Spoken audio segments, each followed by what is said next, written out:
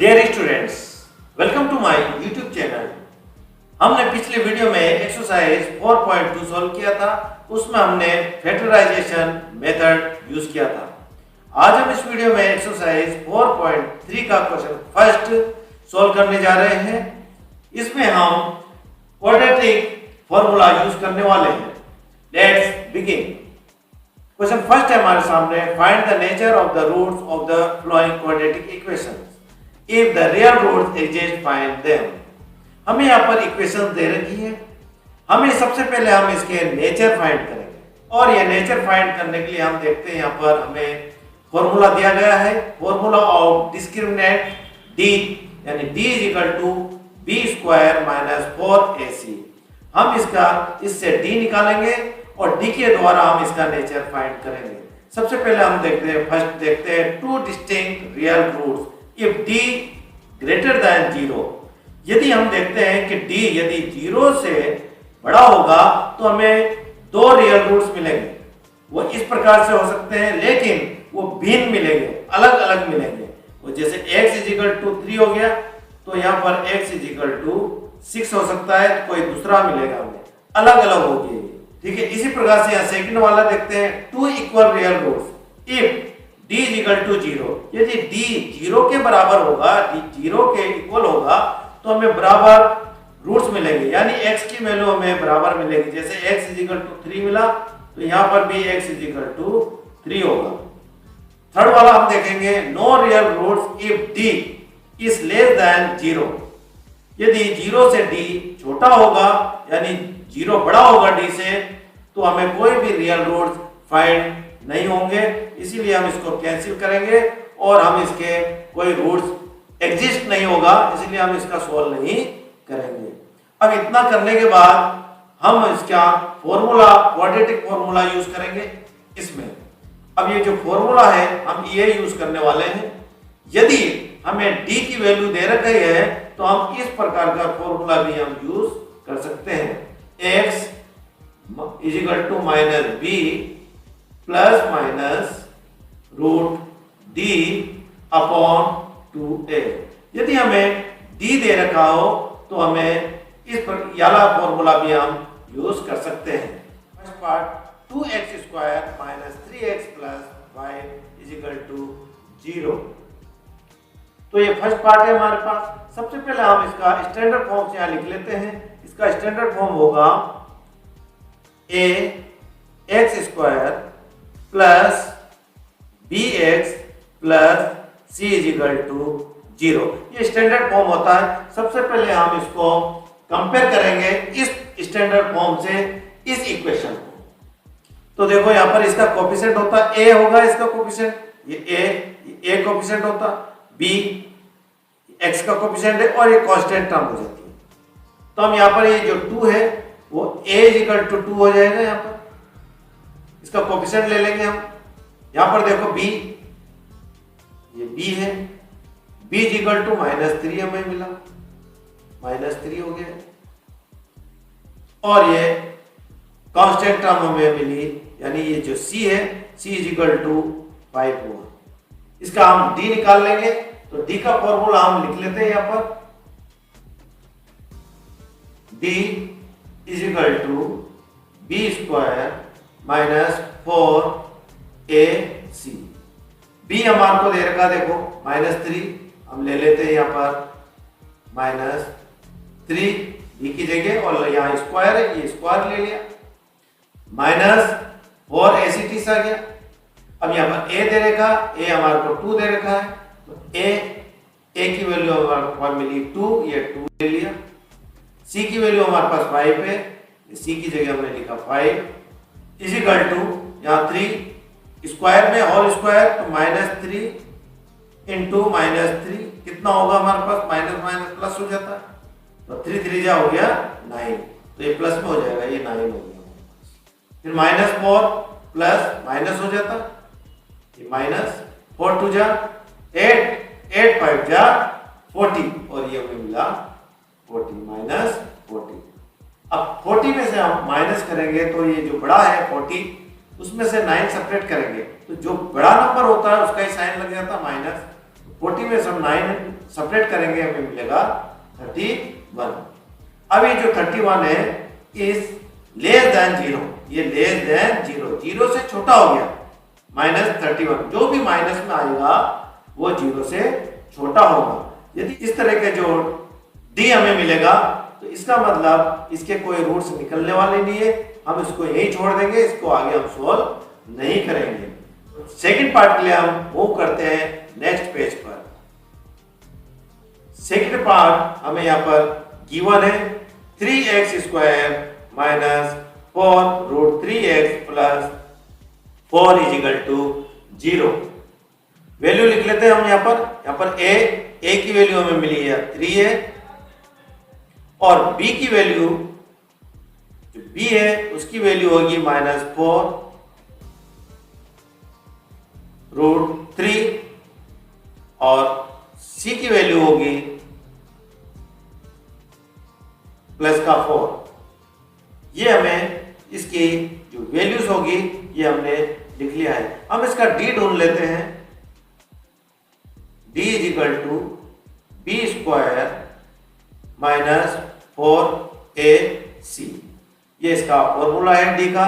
अब b की value हमारे दिए रखी है यहाँ पर, तो b की वैल्यू हम लिख लेते हैं -4√3 -4, ऐसे किस हम लिख लेते हैं। a की वैल्यू हमें दे रखी है 3, c की वैल्यू हमें मिलेगा 4, और यहाँ पर स्क्वायर था, हम यहाँ पर लगा लेते हैं स्क्वायर = -4, ये स्क्वायर में है तो हम कैसे लिखेंगे, -4 × -4 कितना हो गया, 4 4 से 16 होता है, माइनस माइनस प्लस हो जाएगा, ये 16 आ गया। फिर ये √3, अब ये √3 स्क्वायर को हम कैसे लिख सकते हैं, या तो हम रूट को स्क्वायर से कैंसिल कर सकते हैं, या फिर इसको इस प्रकार से लिख सकते हैं, ये जो √3 है हम इसको कैसे लिख सकते हैं, 3 ×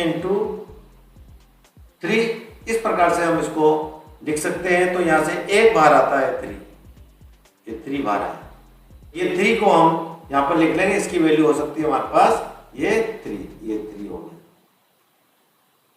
-4 3 और ये 4। 16 को 3 से मल्टीप्लाई करेंगे हम, मिलेगा 48। अब देखते हैं माइनस, ये माइनस का माइनस, 4 3 जा 16, 16 4 जा होता है 48। अब ये हमें मिला 48 में से 48 माइनस करेंगे हमें मिलेगा 0। तो हमने क्या देखा, जो ई है, जो डी है वो इक्वल आया 0 के। इसके लिए इसका मतलब इसके जो रूट्स होगा वो इक्वल रूट्स मिलेंगे, हमें दो जो रूट्स मिलेंगे वो इक्वल रूट्स मिलेंगे, और ये एग्जिस्ट करता है, रियल रूट्स एग्जिस्ट करता है, इसलिए हम इसको आगे सोल्व करने वाले हैं। तो हम यहां लिख लेते हैं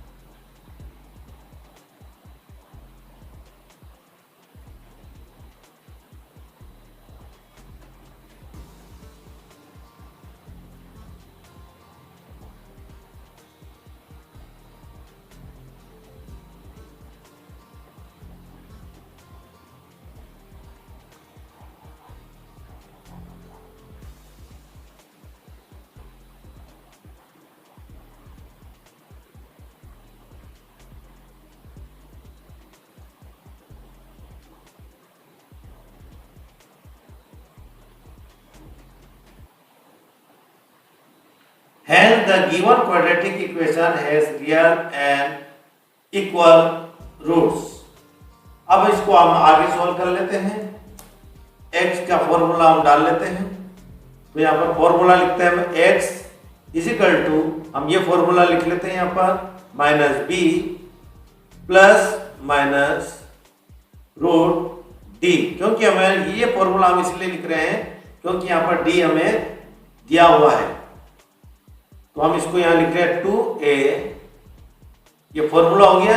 अब हम इसमें वैल्यू पुट कर लेते हैं, इज इक्वल टू बी की वैल्यू हमने देखा था, ये रही बी की वैल्यू माइनस बी, तो ये माइनस, और ये बी की वैल्यू हम लिख लेंगे, माइनस हम ये वाला लिख रहे हैं, ये माइनस अलग से यहाँ पर हमें लिखना पड़ेगा, -4√3, और यहाँ पर हो गया plus minus root D, D की वैल्यू हमारे को मिलेगी, यहाँ पर मिली थी वो थी 0, तो ये इसकी वैल्यू होगी अपॉन 2a, a की वैल्यू हमें हमारे पास है 3, ये हमने लिख दिया 3, इज इक्वल टू ये माइनस माइनस प्लस हो जाएगा, अपन को ब्रैकेट खोलना है तो हम ब्रैकेट खोलेंगे, 4 आ गया यहाँ पर, √3, और ये जो 0 था ये तो कैंसिल हो जाएगा। अब हमारे पास बचा 2 3 जा 6, ये 6, अब यहां पर हम कैंसिल कर सकते हैं इसको, 2 2 जा 4, 2 3 जा 6, तो ये हमें मिलेगा 2√3/3 इज इक्वल टू, अब ये देखो ये 3 है, ये 3 को इस प्रकार से हम लिख सकते हैं √3 × √3, तो ये जो 3 है इसकी जगह हम ये लिख सकते हैं 2√3/√3 ×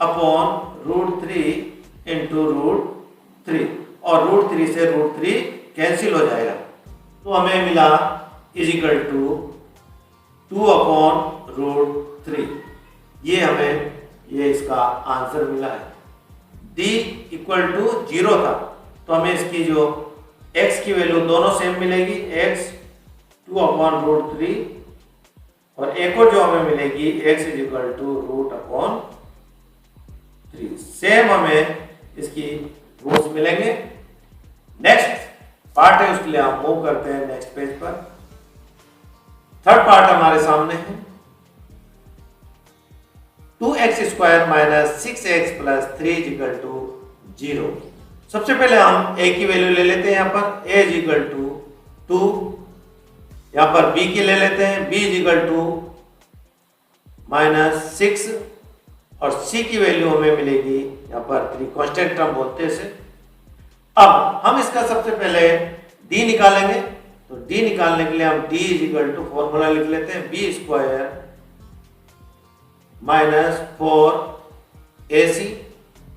अब b की वैल्यू हम लिख लेते हैं, यहाँ पर b की वैल्यू क्या है -c, -6, ये स्क्वायर स्क्वायर लिख लिया, -4ac, a की वैल्यू हमारे पास 2 है, 2 लिख लिया, c की वैल्यू हमारे पास है 3, ये 3 लिख लिया। अब 6 × 36 होता है, -6 × -6 क्या होगा हमारे पास, माइनस माइनस प्लस हो जाएगा, 6 × 36 हो जाएगा, इज इक्वल टू यहाँ आ गया 36, -4 2 × 8, और 8 3 × 24 इज इक्वल टू, अब 36 में से आप सब्ट्रैक्ट कर लेंगे तो हमें मिलेगा यहाँ पर 12, 36 क्या बड़ा है इसके प्लस में आ जाएगा, तो 36 को में से हम 24 सब्ट्रैक्ट कर लेंगे, तो यहाँ देखते हैं 12 इज ग्रेटर देन 0, 12 0 से बड़ा है, इसके लिए जो क्वाड्रेटिक इक्वेशन है वो रियल एंड डिस्टिंक्ट रूट्स आएंगे, यानी इसके जो रूट्स आएंगे वो अलग अलग आएंगे। हम यहाँ पर लिख लेते हैं, hence given quadratic equation has real and distinct roots, distinct का अर्थ था भिन्न, अलग अलग उसके रूट्स मिलेंगे हमें, तो हम इसके रूट्स फाइंड कर लेते हैं। इस साइड को फॉर्मूला यहाँ लिख लेते हैं रूट फाइंड करने का, x = -b ±√d/2a। हमने ये फॉर्मूला इसलिए लिखा है क्योंकि हमें d गिवन है, अदरवाइज हम इसके दूसरा फॉर्मूला हम इसका यूज करते हैं, तो हम इस फॉर्मूला से हम इसको सॉल्व कर लेते हैं। तो x = b की वैल्यू क्या है, माइनस का माइनस आ गया, बी की वैल्यू हमें दे रखी है -6, -6 हमने ले लिया। अब प्लस और ये माइनस, रूट हमें रूट दे रखा है, जो हमें गिवन है वो है 12, तो रूट हमारे पास मिला हमें ये 12 रूट हो गया अपॉन 2 और a की वैल्यू होगी 2, ये 2 हो गया। अब हम इसको आगे सोल्व करते हैं। अब ये x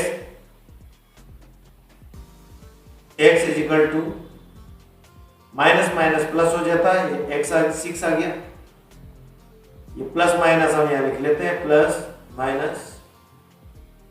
अब ये रूट है तो हम इसका फैक्टराइजेशन करते हैं 12 का इधर, 2 6 जा 12, 2 3 जा 6, 3 1 जा 3, तो हमें मिल गया यहाँ पर इस प्रकार से 2 इंटू 2 इंटू 3 अपॉन 2 2 जा 4 हो गया। हम इसको ऐसे टीस लिख लेते हैं, is equal to 6 plus minus, अब यहां पर यह 2 है, इसके पेयर्स बन रहे हैं तो रूट के बाहर ले लेंगे हम इसको, रूट 2 रूट 3 अपॉन 4। अब क्या करने वाले हैं हम इसको, यहां पर इसके हम कॉमन ले सकते हैं। यहां पर 2 की टेबल में 6 आता है और 2 में भी आता है, तो 2 हम कॉमन ले लेंगे, 2 3 जा हो गया यहाँ पर। अब ये प्लस माइनस ये हो गया, 2 हमने कॉमन ले लिया था, बचा हमारे पास रूट 3 अपॉन 4, 2 1 जा 2 और 2 जा 4, ये कट गया यहाँ से, और हमारे पास बचा 3 प्लस माइनस रूट 3 अपॉन 2, ये हमारे को हमें मिला है। तो ये जो है देखो, ये लास्ट हमारे को ये आंसर मिला है, लेकिन ये प्लस माइनस में, तो x की वैल्यू हमें एक बार प्लस में लिखना है और एक बार माइनस में लिखना है। तो हम सबसे पहले प्लस में लिख लेते हैं, 3 प्लस रूट 3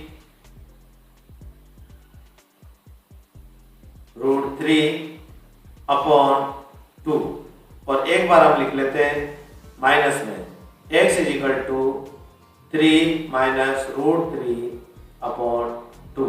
ये डिस्टिंक्ट रूट्स हम इसके निकले हैं, अलग अलग रूट्स हमें इसके मिले हैं, इसके अलग अलग मिले हैं, और ये है इसके 2 रूट्स होंगे। Thank you very much for watching.